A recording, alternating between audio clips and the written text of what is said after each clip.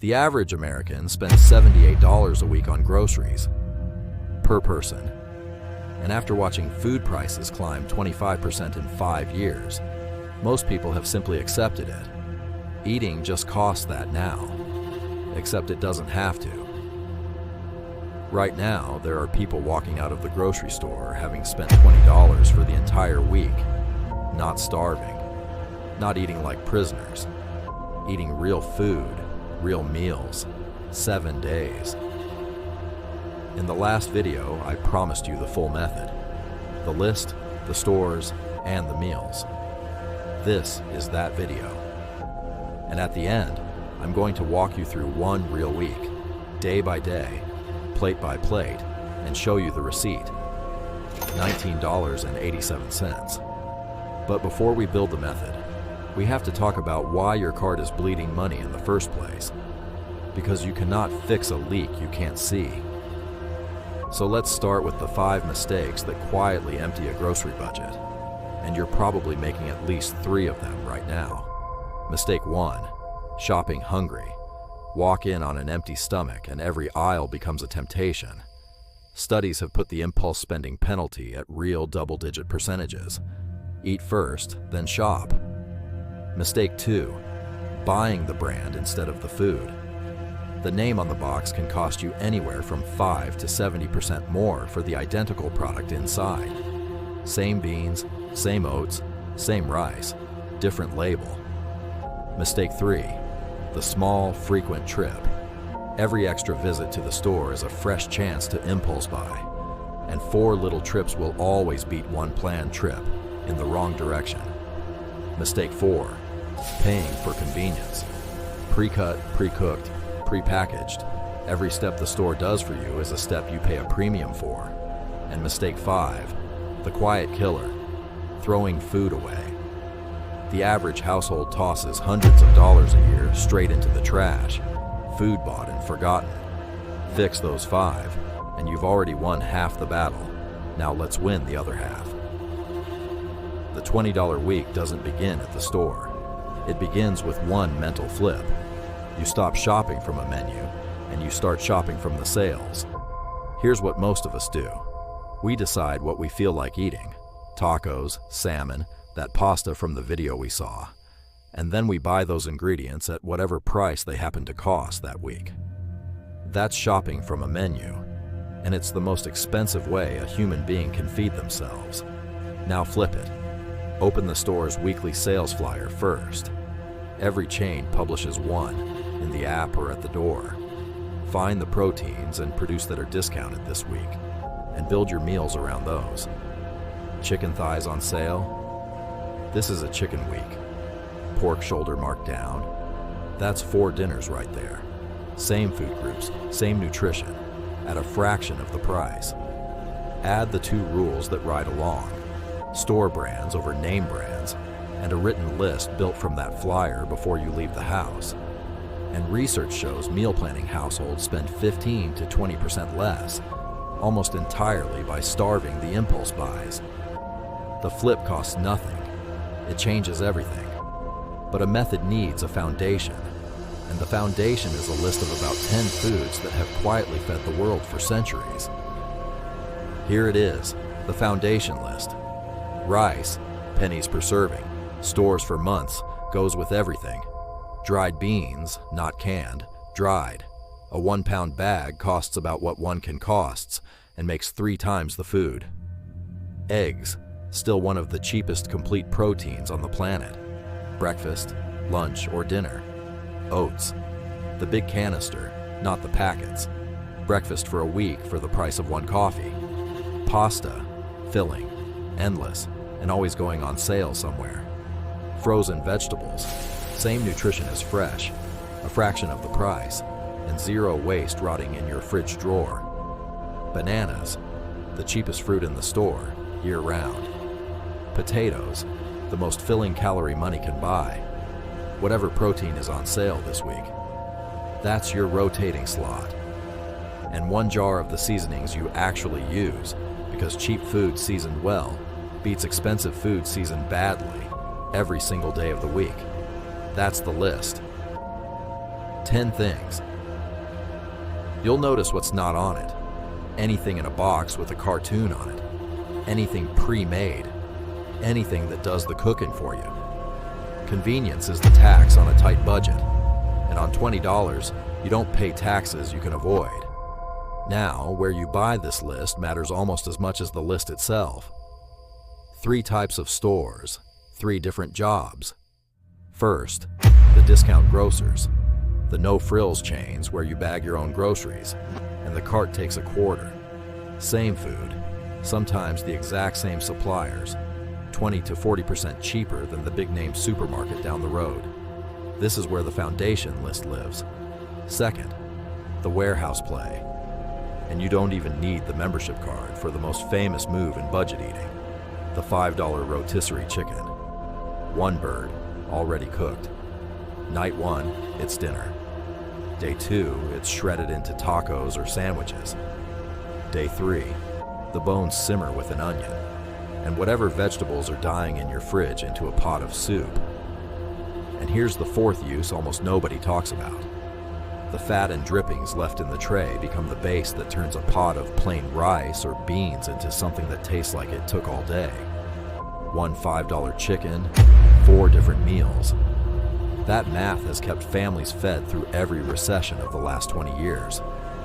Third, and this is the one most people never think of, the ethnic markets, the Latino supermarket, the Asian grocer, the halal market.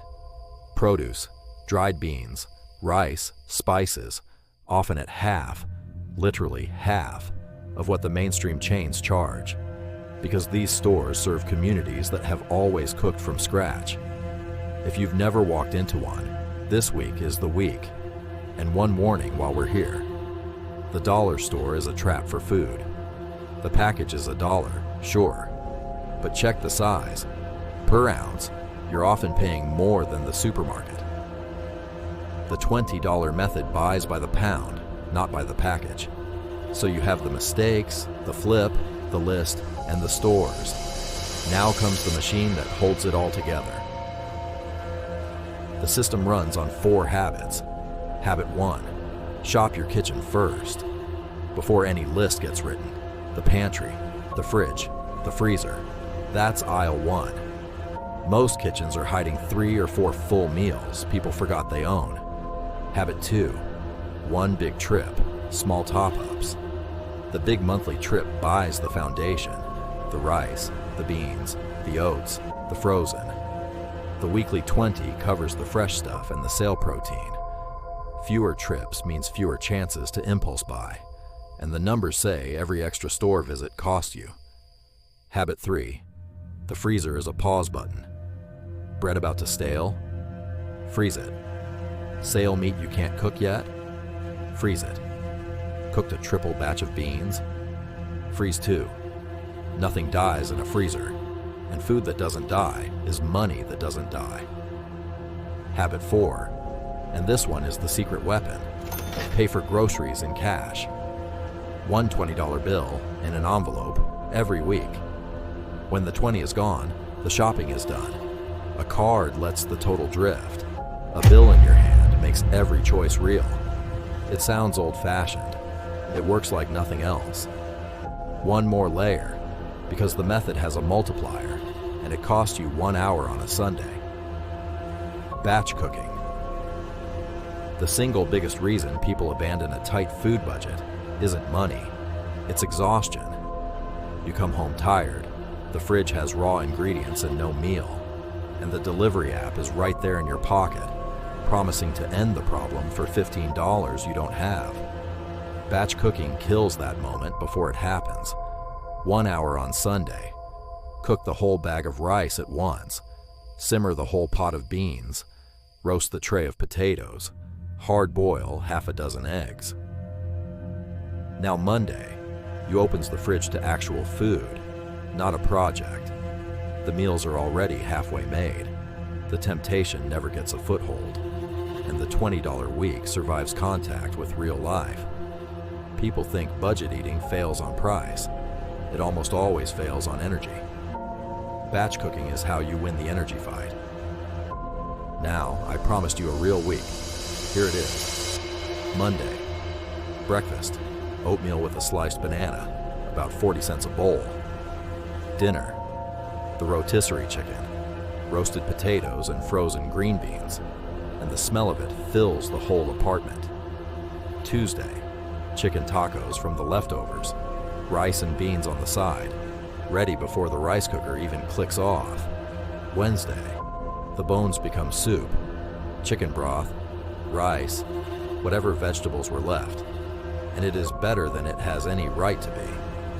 Thursday, egg fried rice, 3 eggs, yesterday's rice, frozen peas and carrots, a splash of soy sauce, under $1 a plate.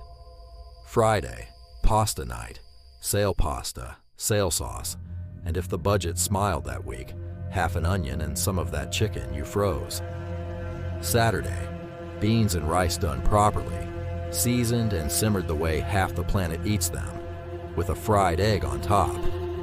Sunday, the leftovers buffet, everything the week left behind on one table, and by evening it's gone. 7 days, 21 meals, and the receipt at the start of that week: rice, dried beans, eggs, oats, bananas, potatoes, frozen vegetables, the chicken, pasta, and sauce, came to $19.87. Not a theory, a grocery cart. And there's a mindset piece underneath all of this that matters more than any single tip. On a tight budget, the enemy isn't the price of food. It's the feeling that you're depriving yourself, because deprivation is what makes people quit. So don't frame this as eating less. Frame it as eating deliberately. A pot of beans and rice, seasoned right, with a fried egg on top, is not a punishment. It's a meal that most of the world would recognize as dinner, and a good one.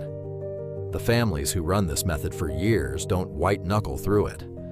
They take a strange kind of pride in it, in the skill of stretching a $5 chicken into 4 meals, in walking out of the store $20 lighter and a full week richer.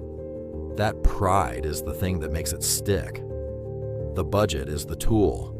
The skill is the win. Now, the honest part, because this channel doesn't sell fantasies. $20 is per person, and it assumes a working kitchen, a freezer, and a store you can reach. In some cities with some prices, your number might be 25, might be 30. That's fine. The method is the point, not the trophy. And this isn't forever. It's the escape velocity phase. Every dollar the grocery method saves you has a job already waiting. Remember the wall from the last video, the $1,000 emergency fund? This is how it gets built. $20, $30 at a time, pulled out of a grocery budget that used to swallow them whole. So there it is.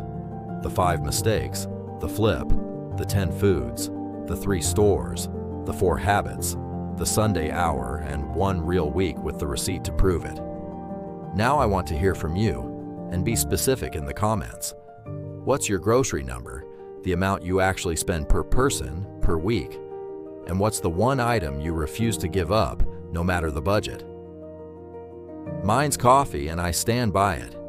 If you want to see how that emergency fund gets built from $0 to $1,000 in 90 days, step by step, on a tight income, that's the next video. Subscribe so you don't miss it. This is the last dollar. Make yours count.